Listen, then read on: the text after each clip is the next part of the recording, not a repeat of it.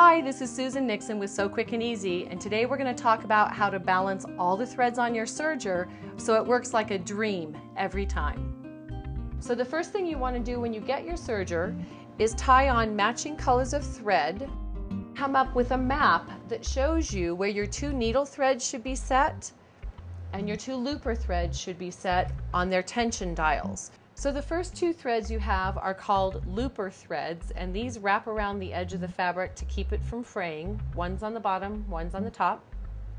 And these are your two needle threads, which give you a double row of stitching along each seam.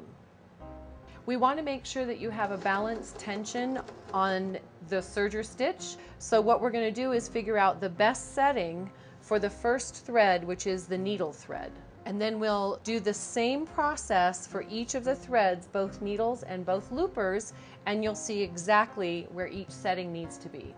So what we'll start with, I've made myself a paper pattern that's 5 inches wide and 15.5 inches long.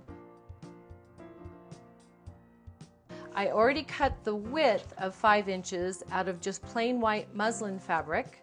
So now I'm going to go ahead and cut the top part of it with my rotary cutter. And my fabric's ready to go. First, we're going to fold our fabric in half, and then we're going to line this up with my grid, and I'm going to make marks with a regular marker. The first mark, I'm going to come down 2 inches and just make a little dot. Now, from here down, I want to do 1.5 inch marks. So I go here, so you go down another 1 1/2. So now I'm going to take my ruler, and I'm just going to draw those lines all the way down. I know this goes up to 9, so I'm going to transfer these numbers onto my strip of fabric. 8 and 9. Now I want to identify each strip, so I'm going to call this an upper looper.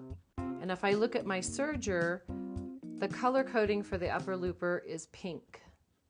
And that means the pink thread should be running on top of my fabric when we do the serger chain. So now we're going to use this strip, we're going to feed it through the serger and change the dial to match each number so we find the perfect setting. So I'm going to serge on, and when my needles hit the blue line, now I'm going to dial the number 1, just like on my fabric. Then it says to go to 2.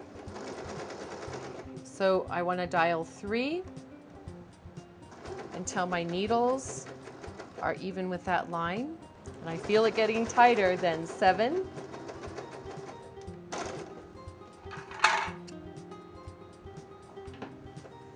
Now let's take a look. Remember, this is our upper looper, so we want to see the pink, but we want it to go right to the edge. So this is a little bit too loose.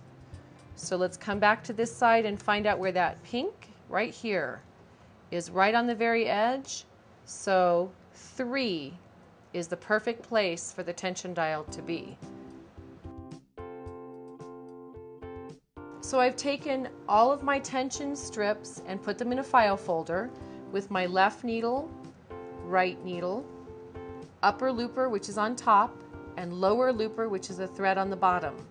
That way, if I'm serging along and my thread looks great, and all of a sudden I've lost that thread and my stitch isn't balanced anymore, I know that if it looks like this, I need to look at my upper looper and bring it back and make sure the tension dial is on 3. If your serger stitch is not balanced, the first thing you want to do is make sure that each thread is all the way down tucked under this tension guide here. So you can either tuck it in, or you can hold from the bottom and pull backwards to make sure it's in. And the second thing is make sure your dial is set on the correct setting. So this says 5. It should match up to your map of what tension for your left needle, which is number 5. Now it works like magic every time.